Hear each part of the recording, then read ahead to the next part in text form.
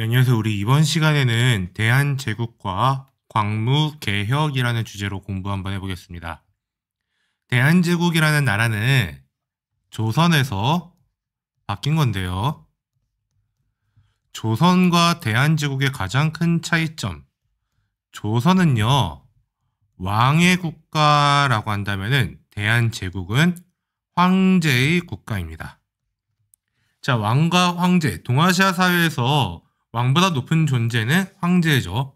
그렇기 때문에 이제 왕의 국가가 아닌 황제의 국가, 즉 조선이라는 나라는 중국의 그 조공채평 체제 아래에 있는 게 아니라 이제 더 나아가서 따로 독립된 하나의 자주국으로 나아갔다라는 것을 이제 이야기를 하고 있는 겁니다.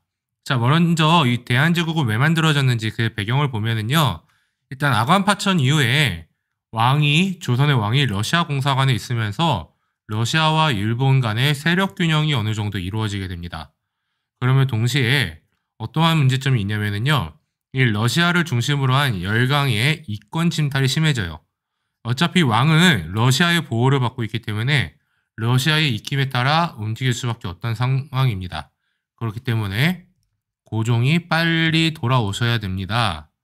라고 하는 상소문이 늘어나게 되고, 더 나아가서 독립협회를 중심으로 러시아를 견제해야 된다라는 여론이 만들어지기 시작했던 겁니다. 이러한 배경 가운데서 이제 왕이 러시아 공사관에서 다시 궁궐로 돌아오면서 이제 나라의 틀을 조선이 아니라 하나의 제국, 대한제국으로 바꾸게 됩니다. 자, 이때 왕이 돌아오는 궁궐, 서울에는요, 조선의 궁궐이 5개가 있습니다. 크게 5개를 봅니다. 제일 첫 번째는 경복궁이고요.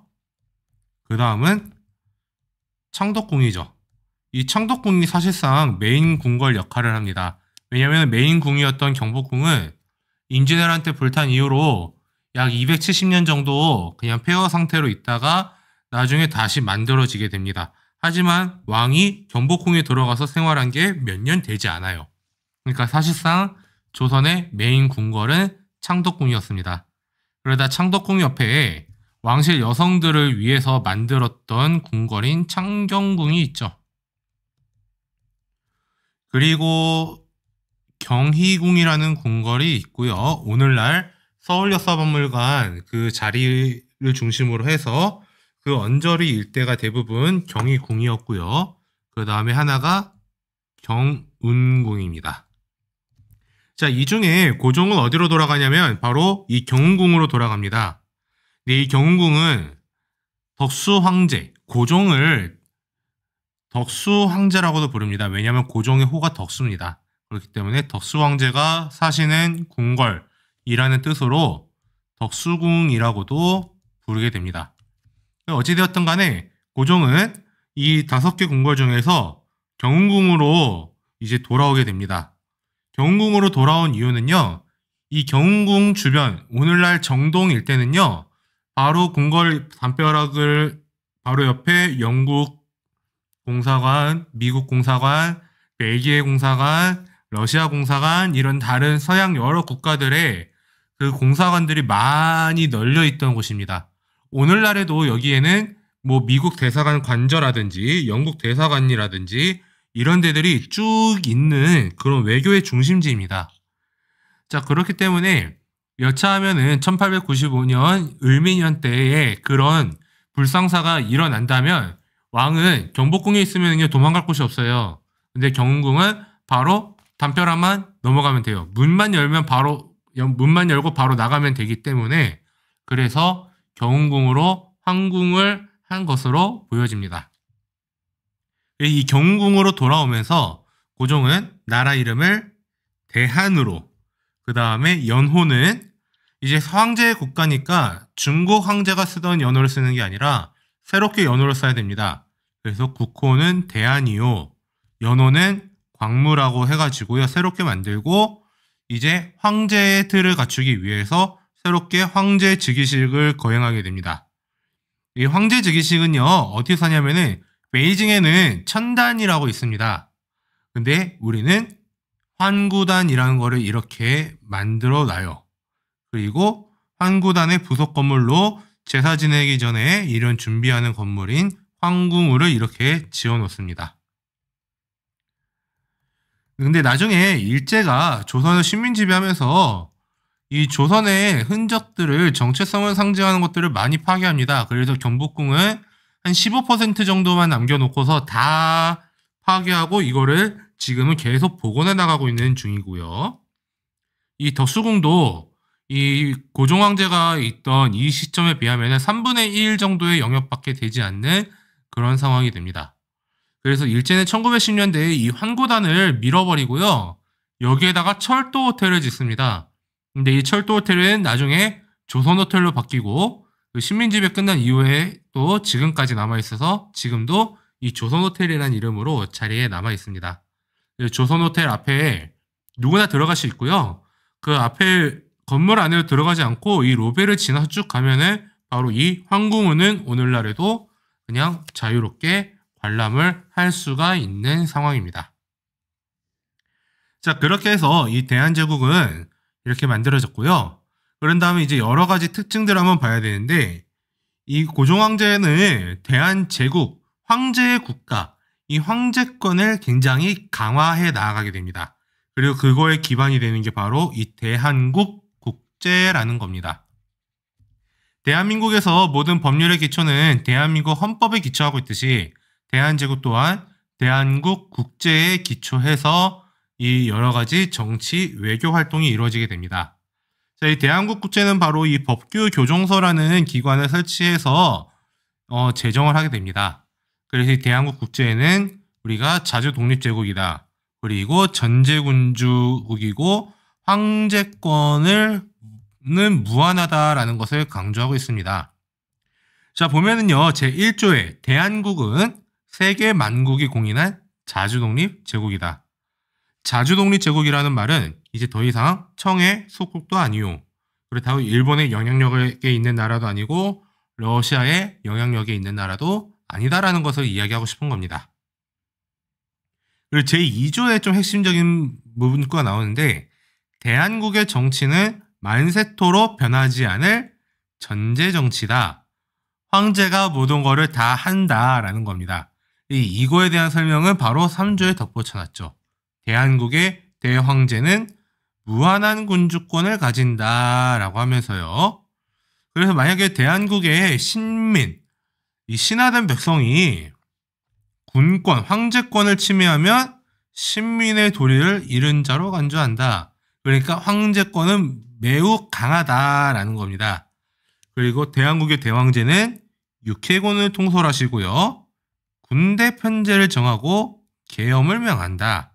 그러니까 군사, 치안 이런 것들을 다 담당하신다는 거예요. 그리고 6조에 대한국 대황제께서는 법률을 제정, 반포, 집행하시고 그 다음에 감옥에 들어간 사람들을 풀어줄 건지 이런 것들에 대해서도 결정을 하신다라는 이야기를 하고 있죠. 그리고 필요한 행정상 필요한 칙령을 공포한다. 그리고 문무관리의 출처과 임면권. 이건 뭐냐면은 관리들을 어느 자리에다가 보내고 이 관리들을 만약에 해임할 건지 이런 것들을 다 이 사람이 결정할 수 있다라는 겁니다. 그리고 9번째, 조약의 체결국가에 사신을 파견하고 선전, 강화, 질반조약을 체결한다. 이 말은 즉 외교에 대해서는 다 황제가 컨트롤한다라는 겁니다. 이 9개의 내용을 보면은요, 처음에 1조는 자주권이고요, 이 2조부터 4조까지는요, 황제권이 강하다라는 것을 이야기하고 있는 거예요. 그리고 5조부터 9조, 이 강한 게 얼마나 되느냐? 대한제국의 모든 것은 다 황제가 컨트롤한다 라는 것을 이야기하고 있는 거죠. 그래서 대한국 국제는요, 군주의 모든 권한을 법에 따라 행사하려고만 해요. 하지만 한계점은 국민의 권리에 대한 규정은 전혀 없다라는 데 있습니다. 오늘날 대한민국 헌법은 국민들이 어떠한 권리를 가지고 있어야 되는가까지도 다 규정을 해주고 있다면 대한국 국제에는 그런 내용은 없다라는 이야기입니다. 근데 대한제국은 이렇게 정치적으로는 이러한 대한국 국제에 기반을 하고 있다면요. 대한제국이 자주국가다라고 보여주는 건 바로 한청 통상조약이라는 거에서 보여집니다. 한은 대한제국, 청은 청나라입니다. 조청상민수륙무역장정. 이거는 근대적 조약의 틀을 지녔지만 사실상 청의 강요에 의해서 이루어진 거라면 한청 통상조약은 청과 조선이 대등한 위치에서 청과 대한제국이 대등한 위치에서 통상조약을 체결했다라는 겁니다. 그렇기 때문에 서로 균등한 자격으로 거류민, 만약에 조선에 와 있는 대한제국에 와 있는 청나라 사람 혹은 청나라가 있는 조선 사람의 신분과 재산을 보호하고요. 서로 외교관 교환하고 영사관 설치하고 이런 것들에 대해서 다 약속을 했다라는 거고요. 개항 지역에서만 무역을 하자. 그리고 범죄 행위 발생 시에 해당 국가의 법률에 따라 처벌하자라고 이야기를 하고 있는 겁니다. 우리 조청산민수륙 무역장정 때는요. 이 청나라 상인들이 내지 깊숙이 들어와가지고 그냥 막 교역을 해도 상관없어요. 근데 한청통상조약 때는 개항한 지역에서만 무역을 하자. 그러니까 우리 대한제국을 예로 들면은요. 어디냐면은 인천 제물포에서 교역하자라는 거예요. 그리고 청나라에서는 텐진에서 교역하자. 이런 이야기를 한 겁니다. 그리고 의미 있는 거는 요거죠. 기존에 조선과 청 사이에는요. 사실상 치외법권 조항이 있었죠. 조청산민수륙 무역장정 때는. 하지만 이제 범죄 행위 발생을 하면은 해당 국가의 법률에 따라 처벌한다. 청나라 사람이 조선에서 범죄 행위 저지르면 조선법으로 처벌하는 거고요. 조선 사람이 청나라 가서 범죄 행위 저질렀다. 그러면 청나라 법으로 처벌받는 겁니다. 지극히 당연한 일이지만 지극히 당연한 게 일어나지 않았었다라는 거죠. 그리고 이거를 지극히 당연하게 만들게 되었다라는 데 있습니다. 자, 이렇게 정치적, 외교적 틀이 있고요. 이렇게 자주국가가 되면서 자주적 개혁을 추진합니다. 그것을 바로 광무개혁이라고 합니다. 광무개혁은요. 광무연간에 이루어진 개혁이다라고 해서 광무개혁이라고 이야기를 합니다. 광무개혁의 기본 원칙, 가장 중요하게 알고 있어야 될 거는 바로 이 구본 신참이라는 겁니다. 구본, 옛 것을 근본으로 삼고 신참, 새로운 것은 참고한다라는 원칙에 따라서 개혁을 실시를 합니다. 이것은 마치 우리의 동도서기론, 그리고 중국 양무운동 당시에 제기되었던 중체서용론과 일맥상통한 내용이라고 볼 수가 있겠는데요. 어쨌든 간에 이 광무개혁은 바로 이러한 틀에 기반으로 해서 개혁을 추진을 합니다. 그리고 이 개혁에 있어서 핵심 기구는 바로 국내부라는 관청인데요. 이 국내부는요. 사실 그 황실의 업무를 다 담당하는 기구입니다. 황실 업무를 담당하는 기구가 광무개혁의 중심기구였다. 이 말은 황실이 주도가 되어서 이 광무개혁은 이루어지고 있었다라는 이야기입니다. 그리고 국내부 산하에 통신, 철도, 광산, 세관, 외국여행, 도량형, 서적관리 등등등, 그러니까 개혁과 관련된 새로운 근대 문물과 관련된 여러 기관들을 국내부 산하에 설치를 하고 개혁 정책을 추진했다라는 데 있습니다. 자, 이렇게 국내부가 중심이 되어 개혁을 추진하고요. 그 다음에 내정원은 바로 이 국내부의 재정 담당 기구입니다.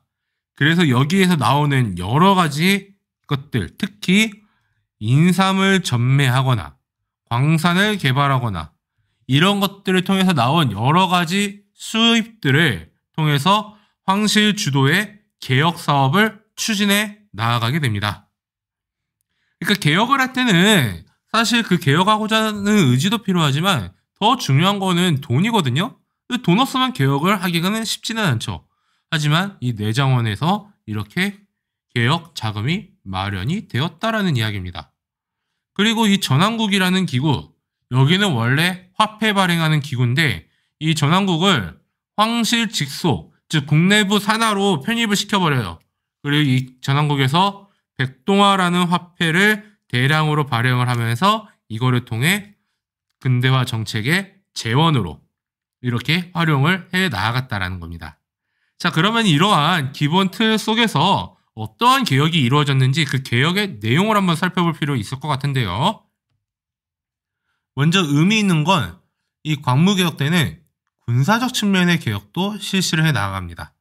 그래서 가장 의미 있는 것 첫 번째, 원수부라는 기구를 설치합니다.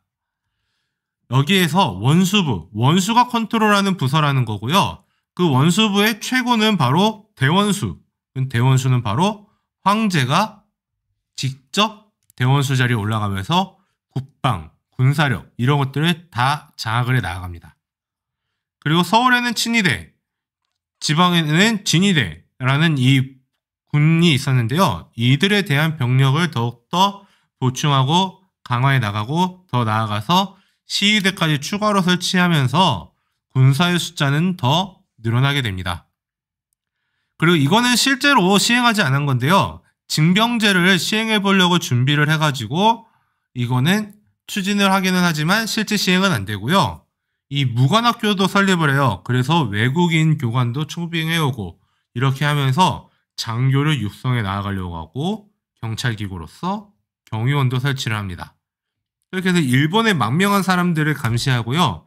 이 일본의 망명한 사람들과 이 사람들과 연계된 국내 세력들 사이에서 이 우리나라 체제를 뒤집어 엎으려고 하는 그런 정변이 일어나지 않을까 하는 음모를 예방해 나아가기 시작합니다. 근데 이렇게 할 수밖에 없었던 게 이 조선이라는 나라는요, 대한제국이라는 나라는 조선 때부터 시작해가지고 이미 그 친일 세력들에 의해서 나라가 뒤집어질 뻔도 하고 왕권이 제약을 당하기도 하고 이렇기 때문에 전제 왕권 국가였던 대한제국에서는 이러한 감시도 필요했던 겁니다. 근데 광무개혁에서 가장 의미 있던 거는요, 바로 이 양전 지계 사업이 가장 의미가 있습니다. 양전 사업과 지계 사업이 분리가 된 건데요. 원래는 양전 사업과 지계 사업이 별도로 실시가 됩니다. 근데 나중에 가면은 이 양전 사업이 지계 사업으로 편입이 되면서 지계 사업이 이제 양전 사업까지 다 같이 하게 돼요. 그렇기 때문에 우리는 이 표현을 양전 지계 사업이라고 그냥 통합해서 봅니다. 자, 먼저 양전 사업을 실시해서 농지 실제가 얼마나 되는가 이런 규모를 파악합니다. 양전 사업을 실시한다. 양전 사업은 땅의 크기를 재고요. 이 땅의 소유자가 누구고 이 땅이 어떠한 그 토지를 갖고 있는 땅인지 이런 것들을 다 디테일하게 조사하는 거거든요. 역대 왕조들은 이거를 계속 해와야 됩니다. 뭐 보통 10년 내지 20년 주기로 그렇게 해오는 왕조들도 있고요. 이거를 한 100년 동안 아예 안 하고 있다가 나라가 완전히 골마 터진 왕조들도 우리는 역사 속에서 발견할 수가 있습니다. 어쨌든 간에 이렇게 양전 사업을 실시한다는 것은 당시 토지제도 자체에 그렇게 좀 문제가 여러 가지가 있었죠. 그렇게 해서 이 소유주도 불명확하고 이러한 것들이 꽤 있었기 때문에 이거를 대대적으로 조사를 해서 농지가 실제로 얼마나 되는가 이거를 파악을 합니다. 그런 다음에 지계라고 부르는 것을 발급을 해줘요. 지계는 오른쪽 그림에 나와 있는데요. 이거는 뭐냐면은 그 토지 소유 증명서라는 겁니다. 그래서 이 토지는 누가 갖고 있습니다 라는 거를 법적으로 이렇게 확인을 해 준 거고요. 이거를 통해서 국가는 세금 수입을 늘려 나아갈 수 있었던 겁니다. 그리고 더 나아가서 이 당시 양전지계 사업이 광무 양전지계 사업 때 의미 있는 거는요.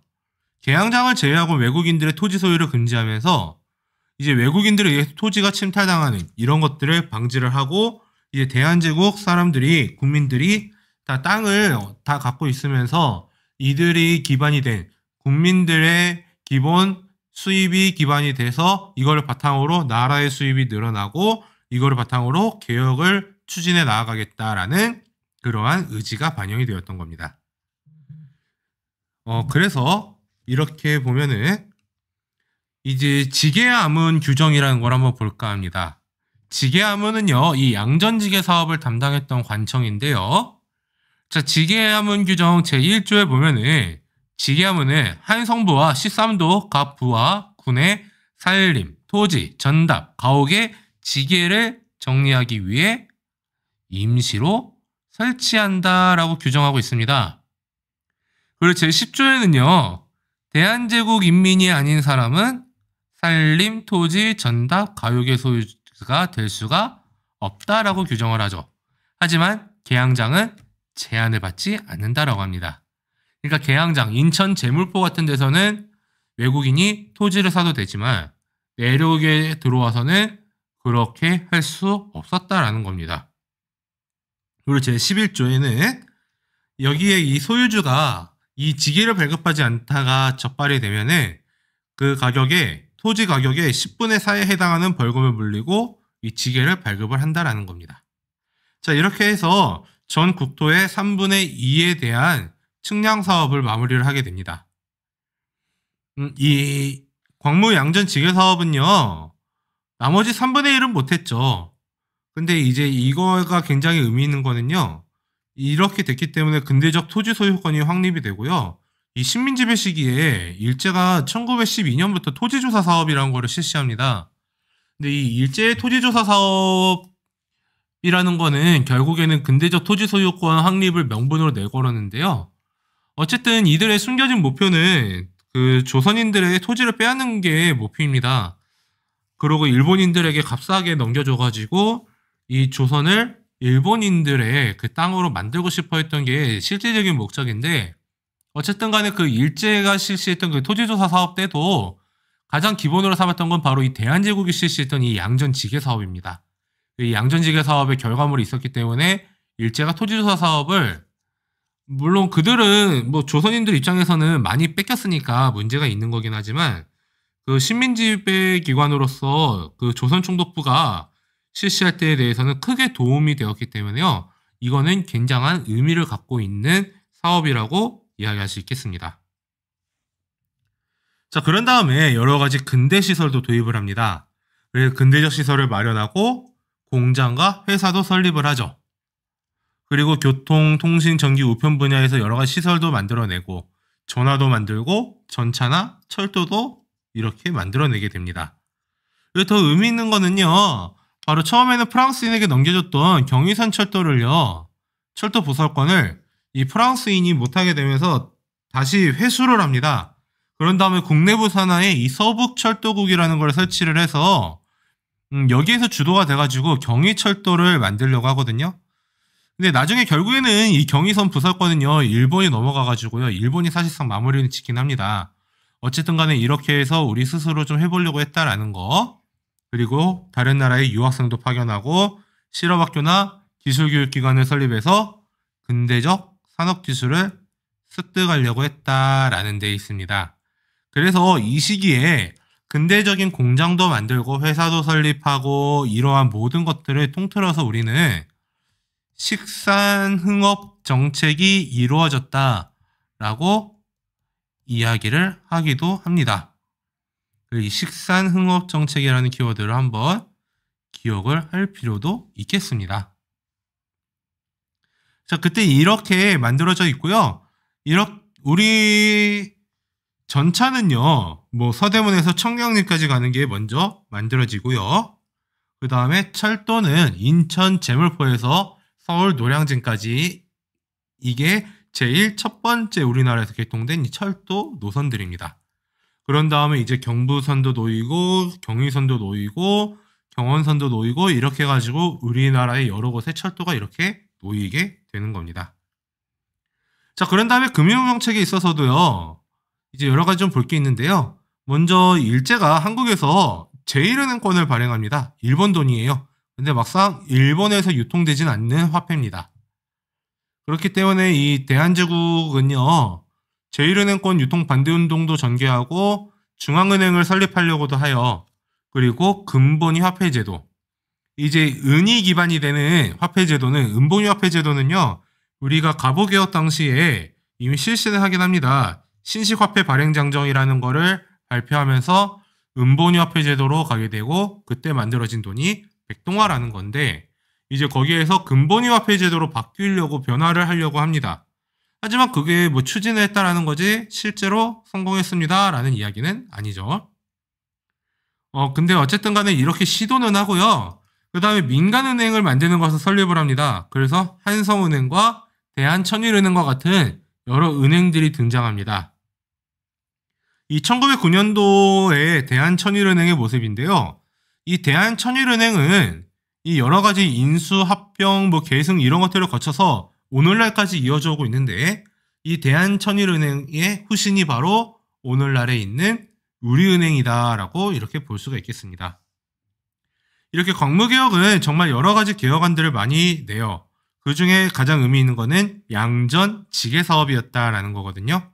자, 그럼 마찬가지 광무개혁의 의의와 한계를 한번 살펴볼까 합니다. 광무개혁이 의미 있는 거는 바로 자주독립을 지향하고 근대화를 지향하고 그래서 외세의 간섭을 배제하면서 자주적으로 진행을 했다라는 거. 자주독립과 근대화를 지향했다. 이게 가장 크게 바라봐야 될 것 같습니다. 그리고 또 볼 거는요. 근대적 토지 소유 제도를 확립했다라는 겁니다.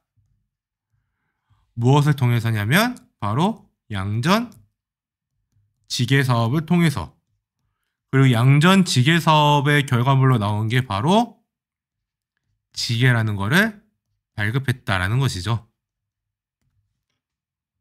그리고 상공업진흥회라든지 이런 근대적인 시설들을 마련하는 거라든지 전기라든지 전차 전신 이런 것들 등등등 이런 거에서 여러 가지 어느 정도 성과는 확실히 획득을 합니다.